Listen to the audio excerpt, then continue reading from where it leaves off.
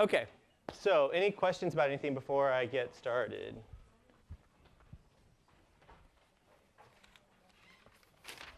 So if you're on the waiting list, I'm kind of hoping to get things more or less settled today in terms of at least getting one wave of people into the class and then seeing like if there's any wiggle room to have like one or two more. But anyway, we're sort of hopefully approaching the end of that process.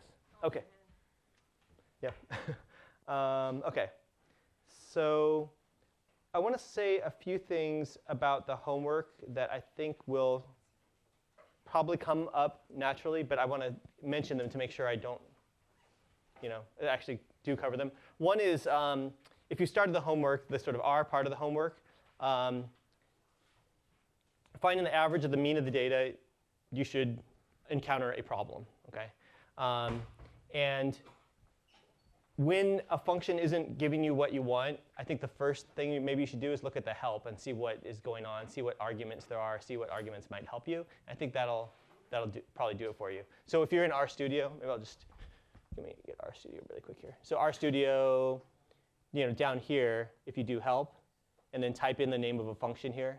I don't know what I have there, but yeah, if you type in a name of a function there, you'll get some help on functions.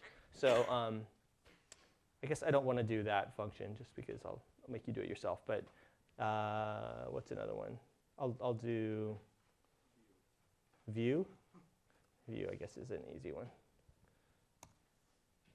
Hey, what's going on?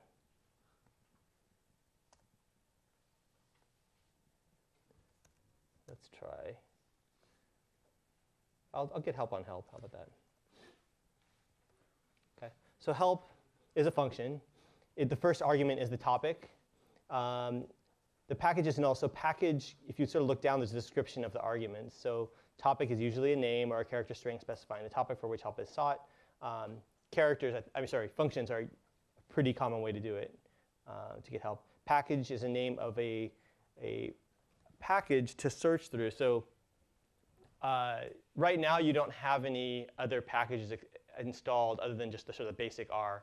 But as we move along, there are packages which are basically collections of code and functions that other people have written that will import into your system to use. So that's not really useful now. So when it says null, that means it's not looking at any package in particular, it's just looking where it is. So there are these different arguments, and you can kind of look and see if you can figure out what's going on with the function based on the arguments. I think that's a good way to approach that first part of the homework, finding the mean of the data. There's another term late on in the homework called implicit coercion, and I describe it briefly in the text of the homework.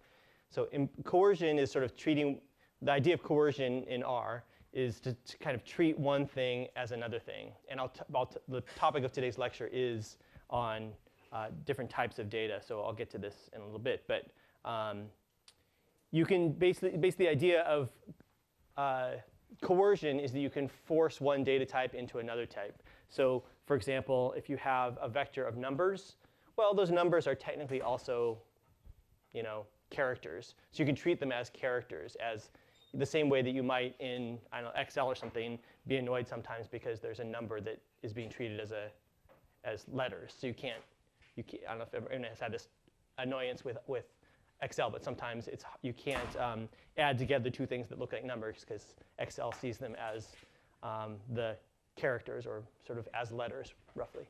The same thing happens sometimes in R. But R allows you to either explicitly force something to be something else, and I'll talk about that in a little bit, or implicitly force it to be something else. So by implicitly forcing it to be something else, you can perform operations on something as if it's some other kind of objects, and sometimes it'll work. It doesn't always work, but often you can just sort of try it, and it'll actually do what you want or do something relatively nice. All right, so I'll talk about that more as I move along, but I just wanted to mention those two ideas because they're in your homework, and I don't want to forget. OK. So here's some data types, and I think I said this at the end of last lecture. The main three, oops, let me get this. OK. So the main three, oh, and you might have noticed I'm sort of a lecture behind. I think that'll get better. I think this lecture I'm going to do most of it today, and then skip to the next lecture, and then kind of catch back up with the loose ends. But some of it is just examples, and you can just kind of look at them. OK, so the class function will tell you what type of data there is for something. So if you do class of a number, it'll show up as numeric. Class of a word will show up as a character. Class of a logical, true or false, is special. So this looks like characters. You might type it in that way. But there are two differences. Well, there's one difference, which is that here I have this in quotes. So quotes makes it kind of literally just those characters. So that's going to be a character. And if you do class of true, this word is a special word, and it's treated as a logical. So true and false are treated as logicals. So another important type that you see is factors, and we'll talk about more about factors later. But factors, I think I mentioned before, are kind of annoying when you first come into contact with them. But a lot of data is nice to think about as a factor. Okay, so factors look like characters. They're generally words, but they're treated as it's sort of treated as categories for a data set. So if you have in the data set we'll look at, you have people, and they're classified either as male or female, and they are treated then as those factors. So that's a factor that we can manipulate in special ways later, differently than we would if that was just a character vector. So there's some things that are nice you'll learn later on about factors, but sort of annoying early on because you sort of treat them as characters sometimes, but they have a little bit of unusual behavior. Yeah, question? What would class number 1 be? Class of 1. Well, let's try it. So class. What are you thinking? Yeah, so that's numeric. But you can use 1. Yeah, so 1 is also an integer. I'm actually not sure what will happen if I do this. Yeah, that was my guess.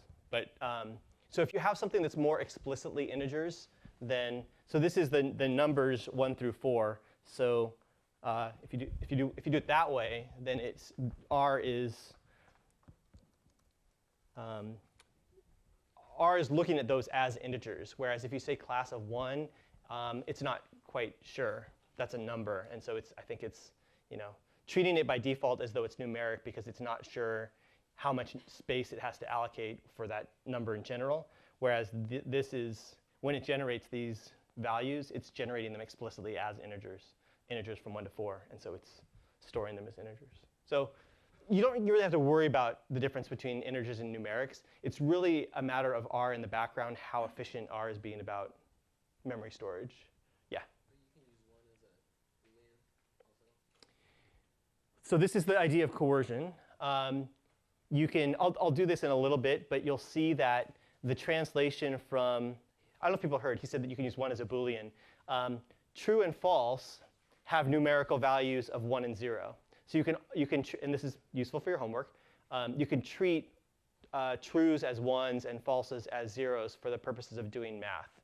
So if you want to add things up or do whatever math you want on a logical vector that has trues and falses in it, the trues will behave as 1s and the falses will behave as 0s. It's a little bit trickier going from numbers to logicals. Okay?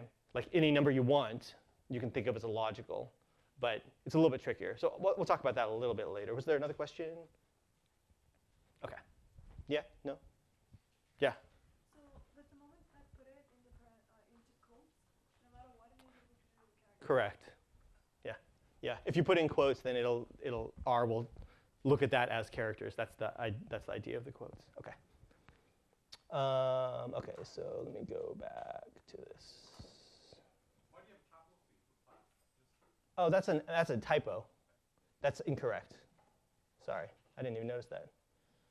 Yeah, so this C is incorrect. I don't think that'll work, actually. What's that? Yeah, functions are case sensitive. Pretty much everything is case sensitive. Thank you. So, yeah, so the types are vectors. I said this before. Then there's no such thing as a scalar in R. just vectors of length 1. So in terms of the objects that R thinks about, we, I guess, talked about this a little bit before. Vectors are ordered containers. We'll talk later about matrices and a little bit about arrays and about what are called data frames, which are, so all those things have more than one dimension. So a vector is one-dimensional. It's kind of an ordered container in the sense that it's sort of an n-tuple. It has these spots where it holds information. And the spots are ordered in the sense that there's a first one, there's a second one, there's a third one, and so forth. And yeah, so as you sort of start thinking about different objects there are in R, vectors is sort of the most common, simple thing, and then matrices and arrays and data frames are a little bit more complicated. And then we'll talk about lists also. List is another common one. So they are the primitive elements, meaning the objects you put in that ordered container. Each one of those objects has to be the same type. So a vector itself has to be all logicals or all numerics or whatever. You can't have kind of mixed up character elements and numbers or whatever. The R will treat them all as the same. So if there is a conflict, then R will turn things into other things. And there's a little bit of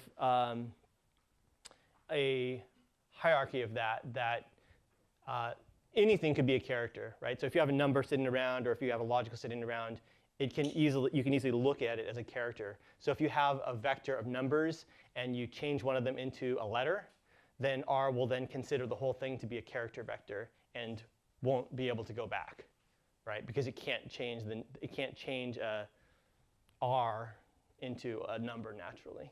Yeah. So would it change the number 5 to the character 5 or the ASCII code? The character 5, yeah. So right, so it will sort of look the same roughly, except it'll have quotes around it if you turn it into a character vector. Okay, so that's that. And so we'll look at this data a little bit and think about the data types. So let me just do this in R, I think. Well, I'll do it here. I'm right here. So this is something we'll do in R in a second, but the names are these names, and you can tell they're characters because they're in quotes. They have to be anyway because they're words. If you look at age, there aren't quotes. So this is going to be numeric, or you can't tell by looking. It might possibly be integer, since these are integers. And turns out that that one is a character vector, that first one, and the last one is an integer. So it's hard to tell by looking at it, but in fact, that's stored as an integer. Here are two more. So I mentioned this already. If you have this is a factor. So I'll do it here. The class of fgender is a factor, and so when you type fgender, hit return, it'll show you all the values, the m's and the f's, and then the levels. So the levels is a list of all the unique things that are in there. So that's sort of convenient sometimes if you have a big long thing and you wonder what are the possible things in the data. Like your data set may be very long, but you can look at the levels of a factor vector and then see what the possibilities are. And again, those are sort of looked at as categories. So they're treated a little bit differently. OK, and then this is going to be, what do you think? This last one?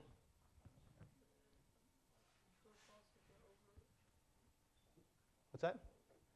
True or false if What? Sorry, go ahead. true or false if the person is Right, but what's the type? I guess what I was thinking about. It's logical, right? Yeah. So that's logical. And here's a little bit more information about them. I think I said most of this already. So the logical vector contains values of true or false. A factor vector is a little bit special. And they're like these categories for qualitative vectors.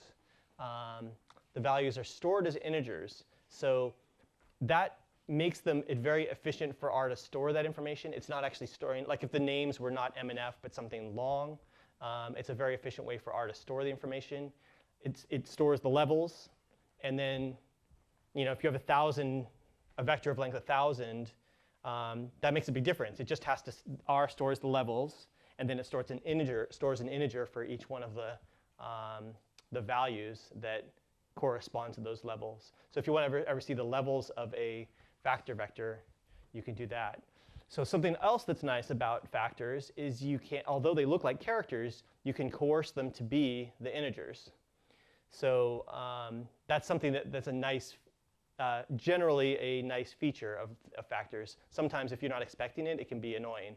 But you can coerce them to be numbers, and then these will turn into 1s and 2s. And sometimes that's nice for doing, if you want to do math or something based on those values. Okay, so that's that. But yeah. Is the output of the Lagrange function also of a vector, or? Yes, this is a vector of length 2, and it's a character vector. The output is, okay. Yeah, does that make sense? Yeah. So the output of the levels function takes a, I don't know what it'll do if you don't do a factor. If you have some other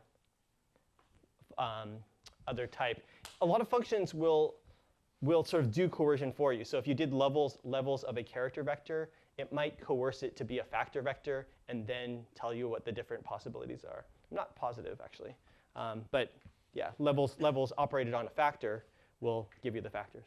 Okay. So missing values, if you've started the homework, you've maybe encountered this. The missing value symbol is NA, stands for not available. And NA can be, it's sort of a special thing. It can be an element of a vector of any type. So you can have a numeric vector which has NAs in it. And it sort of looks weird because it sort of looks like it's a character string or something. But it's different from the character string NA in quotes. And so you can have a character vector which has NAs in quotes, which are different than NAs not in quotes. The NA not in quote means that it's a missing data point, whereas if for some reason you had something in a character string or a factor that was called NA, you could have that be separate. That's sort of a bad idea because it's easy to get confused. So if you can avoid using NA in any way other than as a special not available, you should avoid that. And yeah, you can check for the presence of NA values using the isNA function. So is.na and then put something in there, and it'll tell you, it'll return a logical vector, actually, and it'll tell you where the NAs are, basically. It'll give you trues or false based on whether or not you have NAs. Another special one is NaN, which is not a number. So if you try to compute something like 0 over 0, you'll get not a number. You can also get infinity or negative infinity by division by 0 and stuff like that. Okay, so those are separate from NAs, and they will sort of just remain in a numeric vector and kind of behave the way infinity will sort of behave the way you would expect infinity to behave. Not a number, I don't think you could do it once you have not a number. I don't think there's anything you could do to it to make it a number. I guess that's true with infinity too. You could multiply it by a negative number to make it negative infinity, but you can't, uninfinity it. Although I suppose if you, yeah, I don't know. If you multiply infinity by 0, you probably get not a number, but okay. Okay, so null is another special one. It denotes an empty space, basically. So names, for example, names is a function that returns any names that correspond to a vector. And in this case, there don't exist any names. So I'll show you the names in a second. If you ask the names of this vector and there's nothing there, then it'll return null. Nothing exists there. In general, it might return actual names. Okay, so here's a few quick other kind of commonly useful functions.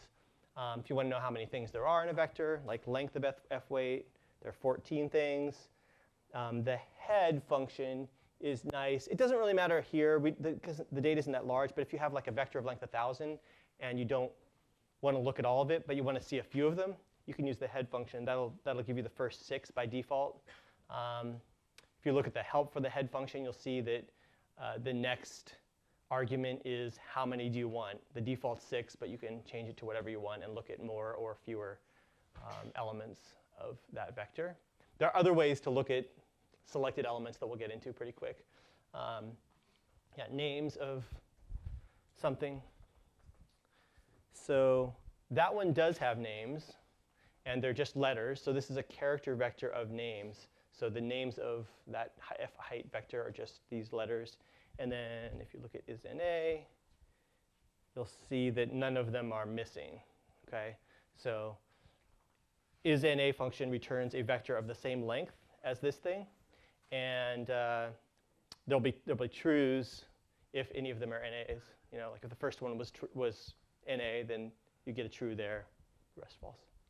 Okay, questions on any of that? Yeah. If you did that last one isNA and you had like whatever 1,000, 2,000 data points, and you want to go and read through and find if there's a true, is there like a select function that would There is. So you can do a compound thing.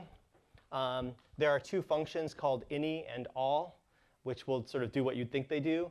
If you say any is NA of this, it'll return true if any of them are true. If you say all of that, it'll only return true if all of them are trues. Okay. Yeah.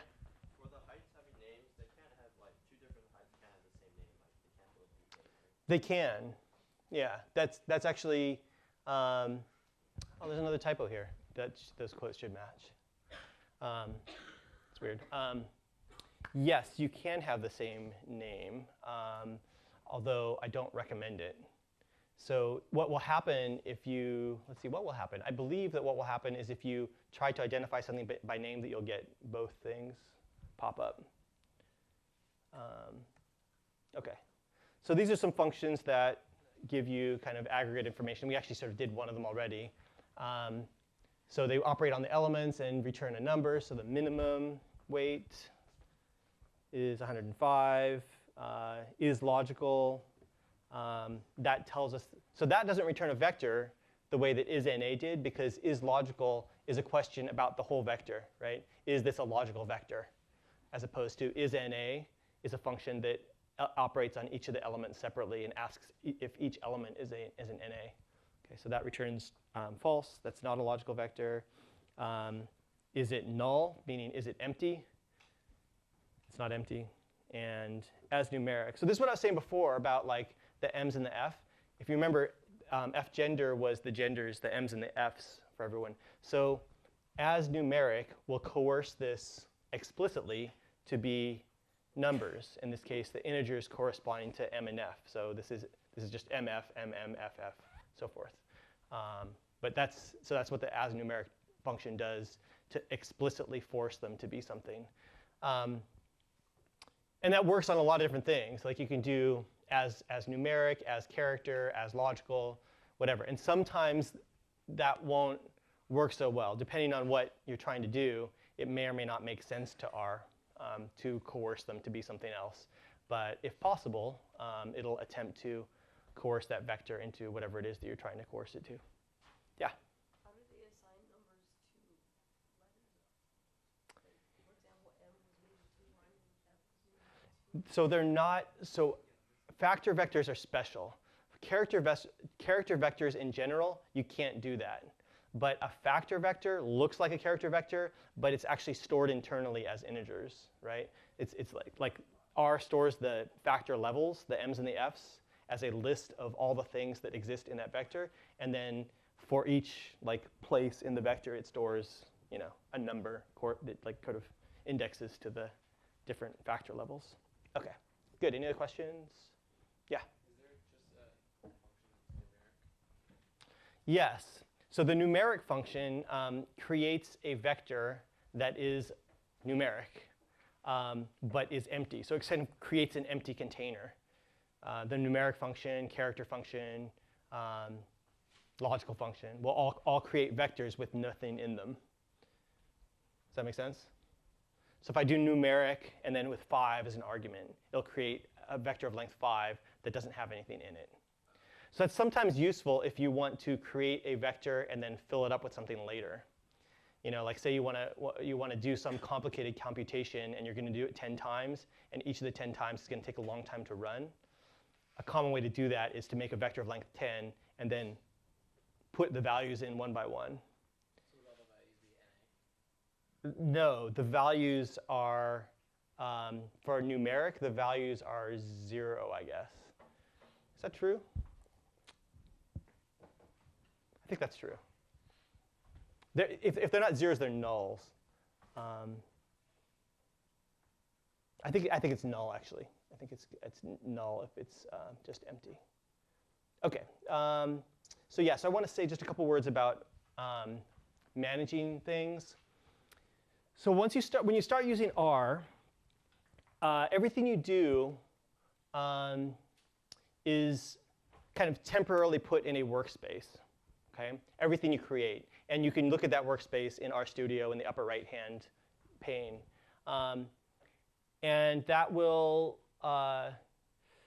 sit there until you quit R, and then when you quit R, I think that actually I've changed this behavior of R, but I think by default it asks you if you want to save it, and the thing that it does is it saves it in a file that is in this default location, and it's sort of like, you might think of it as sort of like your desktop. It's sort of like just a place to put things, okay? So everything you do will be saved in that place if you ask R to do it when you leave R. Yeah, this, right? When you quit R, it'll ask you if you want to save your workspace. I don't recommend doing that. It's sort of it's like when you get a brand new computer or something, you may start just saving things on your desktop, because your desktop's empty, you start putting things in, but then you got to do something pretty quick, right? Your desktop starts filling up, and it's impossible to find anything except by searching for the name, right? And so the same thing will happen in R. If you start just leaving something in your kind of default workspace, everything will be there, right, that you've ever done, and that's annoying. It'll be hard to find things, and searching for things in R is not really as nice as searching for things on your desktop even, because you probably start forgetting what you called things because you thought, oh, I'll definitely remember what DCV stands for later, but then you have no idea like a couple months later. So anyway, I would not. I would do things a little bit more explicitly, and if you want to save things, save everything in a file that has a name that makes some sense to you, okay? So for you, a good habit, I think, to start doing this is to save it in a file called homework1.rda, right? And then after you're done with homework 1, you put that aside. You don't have to look at it again, right? So then if you are doing this you're going to work for a little while, and then you save it, and then you want to look at it later, you can just load it, okay? You can do all this through RStudio without actually typing in these lines, okay? I'll show you in a minute. But I think that's a better way to do things. Often an even better way to do things, which is what you're doing for your homework, is to just save the code, okay? So I guess I didn't quite say this totally explicitly, but what I want you to hand in for your homework is not only the answers to the questions, but all the code that you used. Okay, so I apologize to anyone that's handed in, but I would like you to your homework assignment should be able to run, the GSI grading it should be able to run all your code and see all the answers. So, yeah.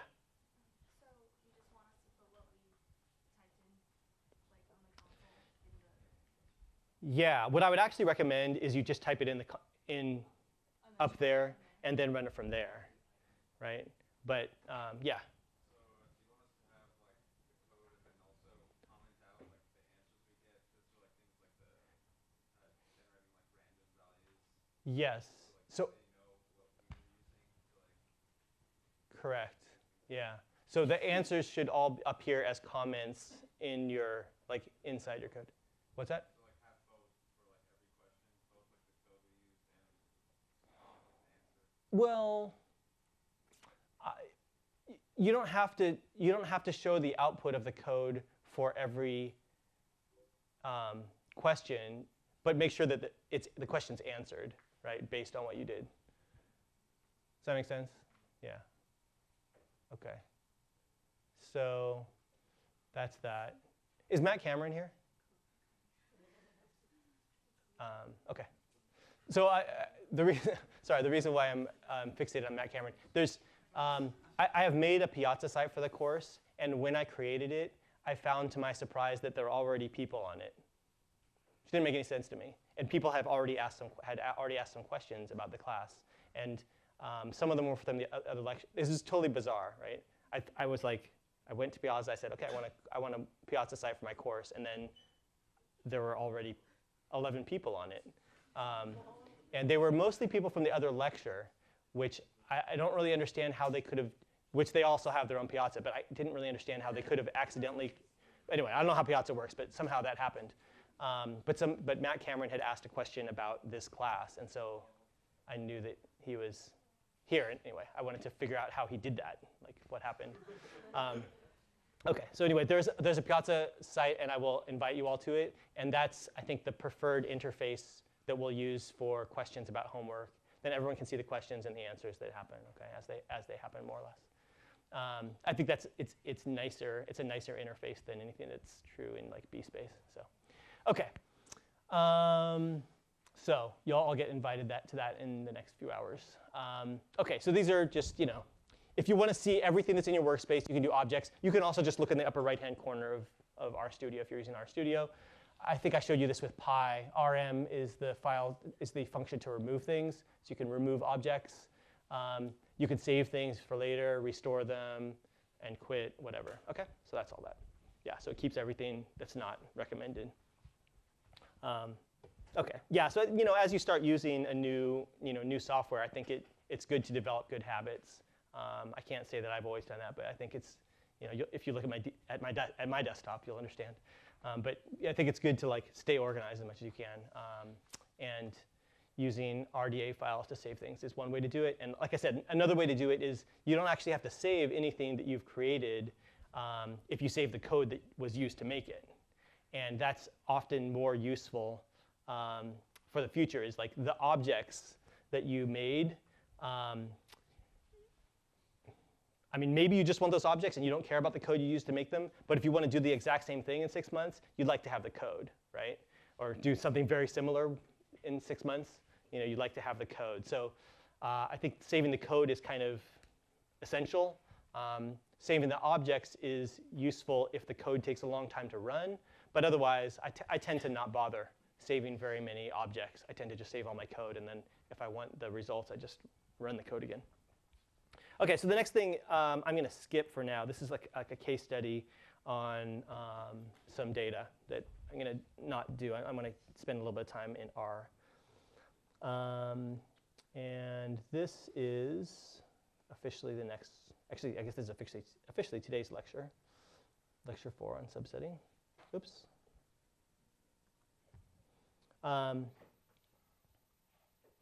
Okay, so I'm going to just do this, I think, I think I just want to do this in R, so you can actually see what things look like. So this is I put the, get rid of that. So this code is on BSpace, and I put a link that you can actually use on BSpace. I didn't put that link here because I tend not to put myself online during lecture, just because it's one additional step. So I'm just using a local copy of the same file. But there's a link to it on BSpace. Okay, so I now loaded it. I guess it was loaded before. Actually, let me get rid of it. So this thing, this little broom here, removes everything from your workspace. Okay, so let me just get rid of everything in my workspace, and now I'll start over, so you can see from the beginning. So you can you can either do this here. I think I showed you this before, right? Or you can save things like this, or you can load things like this. So I at the end of another lecture, I found this, right?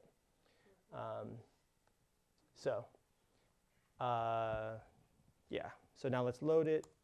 Okay, so now that appears, right? We have family, FH, and these have different types. I showed you this at the end of last lecture. But now you know a little bit more about what those things mean. This is the stuff that we're just talking about, like fgender is a factor and all that. Okay, so names. This is one of the things I showed you in the slides. It has these names. Now, fage currently is this. It doesn't have, so when you do when you look at fheight, so incidentally, I'm using arrows and command return on my keyboard to move around. So I'm using the arrows to move like up and down and whatever. And I'm using command return to run the current line. Okay? So you don't have to be the end of the line or anything. If you just do, I'm sure it's similar on a PC. Does anyone, is it control return or something? Yeah, okay. So f height, you can look at that way. And you can see that when you display f height, it shows the names, these letters A, B, C up to N, instead of the numbers like corresponding to the what number that value is. Like the first value is 77, the 11th value is 55. Instead of showing the vector that way, it shows it explicitly with the names A, B, C up to N. So if we want to assign names to something, you do it in the sort of usual assignment way of like, you have something, names of f age, and then equals. So that's the assignment, you know, the way to do assignment. You're assigning that to names f age. Letters is a special built-in vector in R. I'll show you that in a second. And let me just do this line. Okay, so letters 1 through 14. So the brackets is a way of subsetting part of the vector letters. It's considering the first 14 letters. And there are 14 people, right? So that's why I want 14 letters. And now if we look at f age, it has those names assigned to it. Okay? So before, it treated it as a vector and said like the first one is 77, the 11th one or whatever I think was 55. So now you have these names assigned. So you can then refer to these things according to their names. Now, we're using the idea of subsetting here. Yes? All vectors start at 1. Yes. Yeah.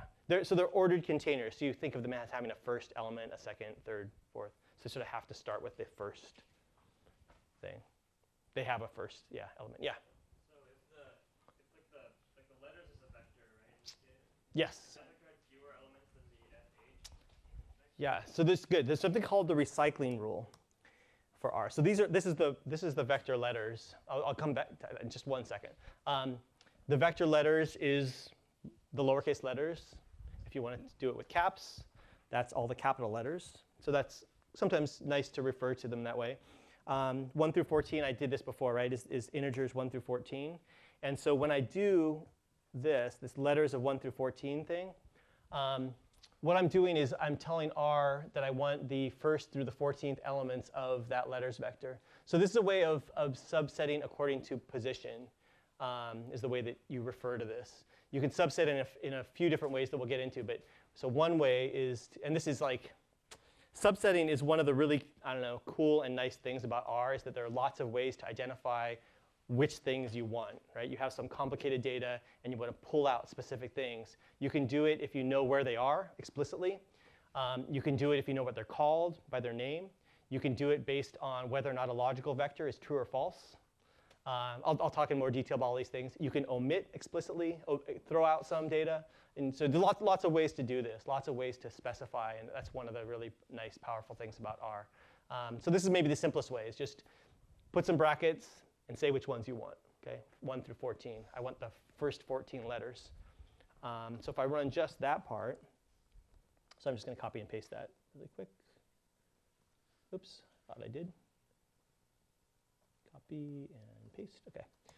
That gives you the first 14 letters, so up to N. So if you do what was just suggested there, if I do something like give them names 1 through 4, R will still do it, but it uses, like I said, what's called the recycling rule. So, oh, it doesn't. I'm sorry, yeah, okay, I forgot. So names, right, naming is a little bit special in that it doesn't want to do that. It'll make all the other names missing if you don't explicitly do it. But a lot of times you can do something according to what the recycling rule says. So let me do it. Just as I've started talking about it, let me just give you a simple example of that. You can multiply, for example, a vector of length 3 times a vector of length 2. If you multiply together two vectors that are the same length, so there's also matrix multiplication and things like that you can use to multiply vectors. But if you just do regular, what you'd think of as scalar multiplication, it'll multiply them like kind of in order, right? So what happens here is it does it, but it gives you a warning because R is sort of, this warning message is saying there's a longer object that's not a multiple of the shorter object length. It looks like you did something wrong. R thinks you did something wrong. But it does the math. And the math that it does is it takes 1, so the first element of the first vector times the first element of the other one. So 1 times 1 is 1, right? And it's 1, 4, 3. The next thing it does is 2 times 2. The next thing it does is it takes the shorter vector and it starts reusing the elements from the start. So this is what it's called the recycling rule for R. So the third thing it does is the third element of the first vector, a 3, and it's run out of things in the second vector, so it goes back to the beginning, multiplies by 1, right? So it'll keep, if you have like 1 through 10 times, if you do times 1 to 2, it won't even give you an error. Because according to R, that's something that you might totally reasonably want to do, right? And but it's still using the recycling rule. It's multiplying by every, it's sort of taking turns between these. 1 times 1, 2 times 2, 3 times 1, 4 times 2, so forth. So you see how that works? So that's something that's sometimes useful. And yeah, so that works for math, but not for naming. Forgot about that. OK, so let me do this. OK, so F gender is a factor vector, and I said this already, but let me just show you. OK, so F gender has these M's and F's, these levels, right? And we can't simply add them up. They're stored internally as integers, but they're not sort of straightforward integers. It's this L means level, so it's like first level, second level, first level, second level. That's the way that they're stored internally. They're, in terms of like the memory allocation, it's done as integers, but with this like level label associated with it. So you can't deal with, it won't implicitly coerce those, okay? But it will explicitly coerce them. So if you tell R that you want to do that, you do as numeric, you can do that. And if you want, you can sum up those. So if you want to do this, if for some reason you wanted to do that, I don't know why you'd want to do that particularly with the levels, but you can, first of all, explicitly coerce them to be integers, and then you can add them up if you want. You can't quite sum up the levels themselves. That coercion R doesn't like to do implicitly, but it will do explicitly. So yeah, so some things you can do explicit coercion, some things you can do implicit coercion with, some things you can't. And I mentioned briefly that logical vectors, you can, so let's see, I guess this F over weight thing, F over weight is a logical vector. So if we want to take some of that, that might be something that you wouldn't think that R would like to do, but it will, right? So you can do implicit coercion with a logical vector, which is often useful and useful for your homework, where you have true, true, true, true, true, true, right? So you have 6 truths. So it's adding up the trues as ones and the falses as zeros. Okay? So if you ever want to count how many true things there are, you can do it that way. Okay? Yes? What if I wanted to know all the names of the people who are overweight? If you want to know the names of all the people that are overweight, yes, we can do that. You can do, so F names of F overweight. So you can, oops, sorry, I want brackets here. F overweight. So what that does, so those are those 6 people, right? This is a different way of subsetting. So before I subsetted based on position, the 1 through 14, like the letters 1 through 14, this is subsetting according to a logical vector. So inside those brackets, if you put in a logical vector, it'll give you everyone for which that condition is true. So these are the entries from the F names vector where this condition is true. So that's a very frequent, like, nice way to subset also. Yeah?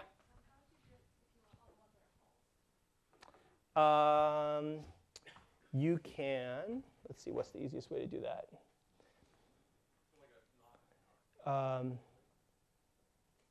Yeah, right. So I guess the easiest way to do that is just to do that. So the exclamation point is not. So we'll talk about logicals a little bit more later, what all the things you can do. But I think that's I think certainly the easiest way to do this particular thing. Yeah, so the exclamation point just reverses the trues and falses. Okay, so let me just zip through. Yeah, I can do this. I think I can get to the end.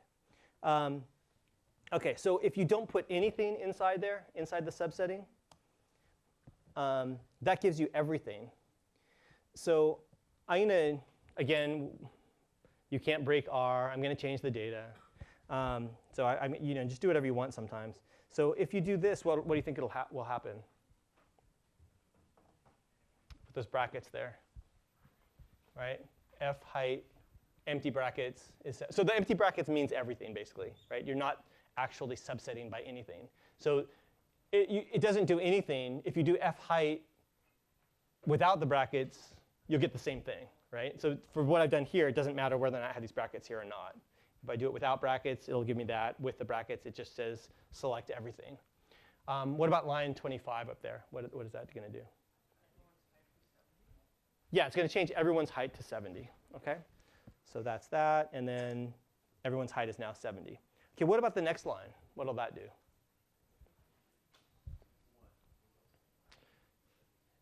Yeah, so that's something that's dangerous, because that's not going to just change. That's going to change the whole nature of the object f height. Okay, it's going to make it not a vector anymore. Well, it's still a vector, but it's a vector of length 1.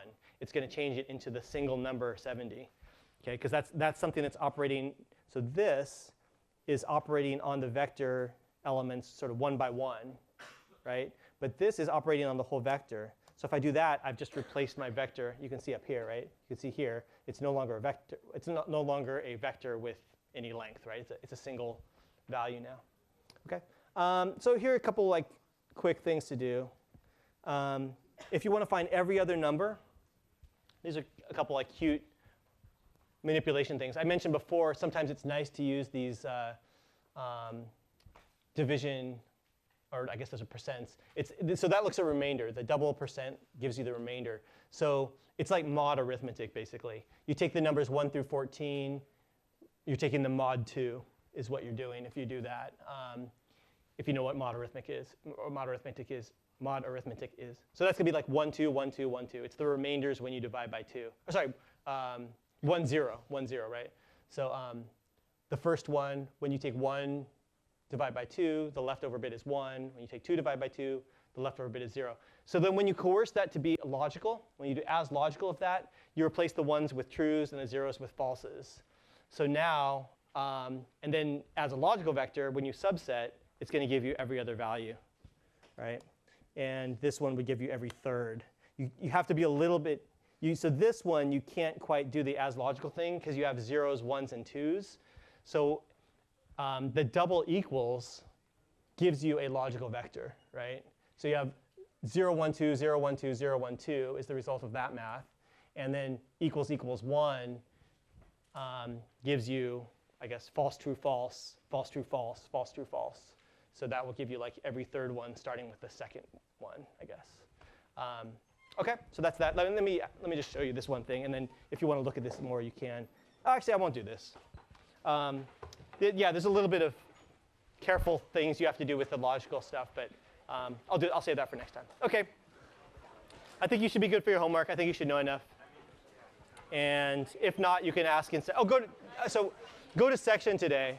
Okay? Today's the first day of section. Amongst other things, the GSIs will give you computer accounts, which would be nice if you just have them. We'll use them occasionally. OK, bye. And they'll help you install RStudio if you haven't and all that stuff.